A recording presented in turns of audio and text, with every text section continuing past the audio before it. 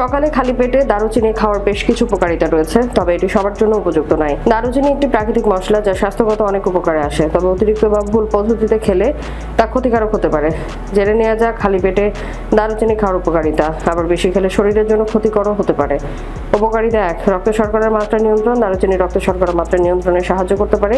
এটি ইনসুলিনের সংবেদনশীলতা বাড়ায় এবং টাইপ 2 ডায়াবেটিস রোগীদের জন্য সহায়ক হতে পারে।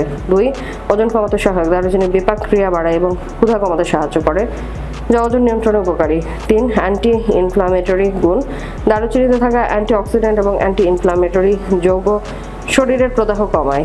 4, হজম শক্তি বৃদ্ধি। খালি পেটে দারুচিনি খেলে হজমের সমস্যা কমে এবং গ্যাস অম্বলের মতো সমস্যা নিয়ন্ত্রণে আসে। 5, ইমিউনি সিস্টেম শক্তিশালী। এতে থাকা অ্যান্টি মাইক্রোরিয়াল উপাদান শরীরের রোগ প্রতিরোধ ক্ষমতা বাড়ায়। ক্ষতিকারক দিকগুলো: অতিরিক্ত দারুচিনি খাওয়া ঝুঁকি। দারুচিনিতে কুমারিন নামে একটি যৌগ আছে যা অতিরিক্ত পরিমাণে গ্রহণ করলে যকৃতের ক্ষতি হতে পারে। অ্যাসিডিটির সমস্যা। খালি পেটে বেশি দারুচিনি খাওয়া হলে অ্যাসিডিটি বা পেটের জ্বালা পোড়ার সমস্যা হতে পারে।